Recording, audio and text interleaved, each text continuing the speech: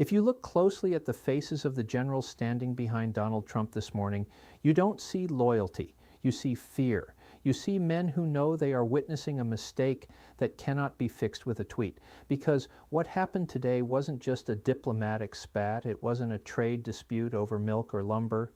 It wasn't even about the border. Today, the President of the United States looked at the country that has fought beside America in every major war for 100 years, and he told them to get out. But he didn't stop at the politics. If he had just torn up a treaty, we could call it business as usual. But Trump had to make it personal. He had to make it painful. In a rant that is already being scrubbed from conservative media sites, Donald Trump didn't just attack Canada's economy, he attacked their dead.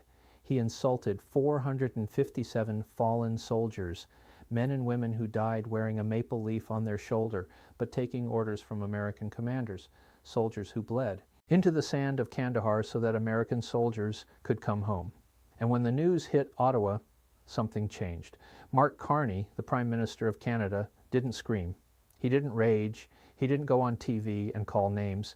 He simply walked to a podium, adjusted the microphone, and read a single name from a piece of paper. And in that moment, the special relationship between the United States and Canada died.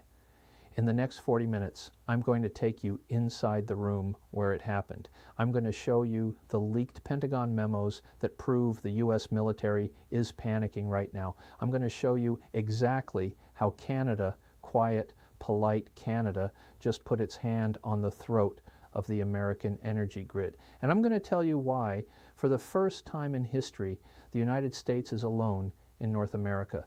Buckle up because the map just changed. Let's go back to 8 a.m. this morning. It started with a question that should have been easy. A reporter from a wire service asked Trump about the stalled negotiations on the Arctic defense budget. It's a boring topic. It's usually about icebreakers and radar stations. But Trump was already angry. Sources say he had just come out of a briefing where his advisors told him he needed Canada. They told him the northern flank was vulnerable. And you know how Trump reacts when he's told he needs someone. He resents them. So he walks out to the chopper and he explodes. He says, Canada is a security risk. They are free riders. I'm suspending their Tier 1 clearance. They are out of the room. That was shock number one. Tier 1 clearance is the highest level of trust in the Western world. It's what lets a Canadian general sit in Colorado Springs at NORAD and decide if a nuclear missile is incoming. It's the two eyes of the Five Eyes alliance. Trump just blinded one of those eyes. But then the reporter pressed him. She said, Mr. President, Canada invoked Article 5 after 9/11. They went to war for us. 158 of them died in Afghanistan. Doesn't that count for something? And this is the moment that history will remember. Trump laughed. You can see it in the footage. He smirks, waves his hand dismissively, and says, they didn't fight for us. They fought for a participation trophy. I looked at the numbers. 4 of 57 guys. That's a bad weekend in Chicago. We don't owe them for bad strategy. It was a bad deal. He called 457 fallen soldiers a bad deal. He called the sacrifice of an entire nation a participation trophy. He wasn't talking about tariffs. He was talking about blood. Now imagine you are a Canadian mother in Saskatchewan who lost her son in 2008 in a roadside bomb intended for a U.S. convoy. You are watching your TV and the commander-in-chief of the alliance is laughing at your son's death. The reaction in Ottawa wasn't political. It was primal. Within 10 minutes, the hashtag number 4457 was trending worldwide. But it wasn't just bots. It was photos. Thousands of photos of Canadian soldiers carrying American soldiers, photos of coffins draped in flags, traveling down the highway of heroes. And inside the White House, the phones started ringing, and they haven't stopped. While Twitter was exploding, a different kind of explosion was happening at the Pentagon. You need to understand something that Trump doesn't. Geography is not a negotiation. The United States has a massive gaping vulnerability. It's called the North. If Russia or China ever decides to launch a strike, nuclear, hypersonic, or conventional, it comes over the North Pole. It comes over the Arctic. And guess whose land they have to fly over before they hit America? Canada. For 60 years, the U.S. has relied on a string of radar stations, listening posts, and forward operating bases located deep in the Canadian Arctic. This is the North Warning System. When Trump said, get them out of the room, He didn't just hurt feelings, he triggered a legal collapse. We have obtained a leaked memo receipt, one circulating among the Joint Chiefs of Staff this afternoon. The subject line is simply Operational Blackout Northern Sector. The memo warns that if Canada retaliates by restricting U.S. access to these northern bases, the United States loses 40% of its early warning detection capability. 40%, that means if a hypersonic missile is launched, we see it 15 minutes later than we usually would. In nuclear war, 15 minutes is the difference between intercepting the missile and losing New York City. Trump thinks he holds all the cards because America has the nukes. But Canada holds the binoculars, and you can't shoot what you can't see. By noon today, reports confirmed that Canadian officers at NORAD headquarters in Colorado were packing their boxes. These are men and women who have sat shoulder to shoulder with Americans for decades.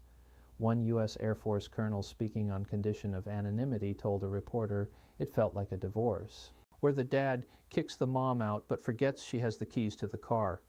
We are locked out of our own defense network. This is the chaos Trump created. He traded national security for a soundbite. And while he was bragging about being tough, the Russian Air Force was undoubtedly watching, taking notes, and preparing to test exactly how blind we just became. Now let's look at the other side of the board. Mark Carney is not a politician in the way Trump is a politician. Trump is a branding expert. Carney is a central banker.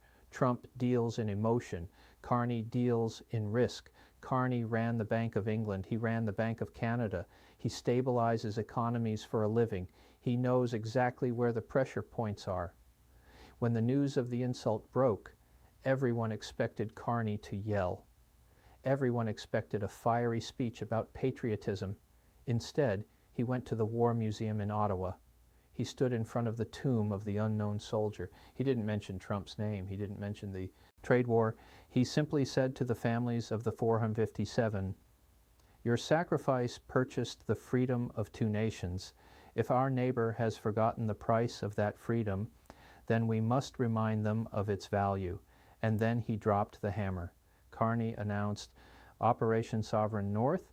It sounds like a military drill. It's not. It's an economic siege. Receipt 2, the energy audit. Effective immediately, the Canadian government has initiated a national security review of all energy exports destined for the United States. Carney used the exact same legal language Trump uses. He said, "We need to ensure our energy is not supporting a hostile foreign entity." Let's translate that for you. Quebec provides the electricity that powers New York City and Boston.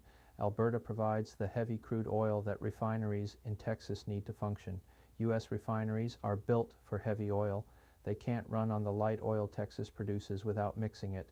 They need Canada. Carney didn't turn off the tap. That would be an act of war. He just tightened it. He ordered inspections, environmental reviews, pipeline safety checks. Within 1 hour of Carney's speech, the flow of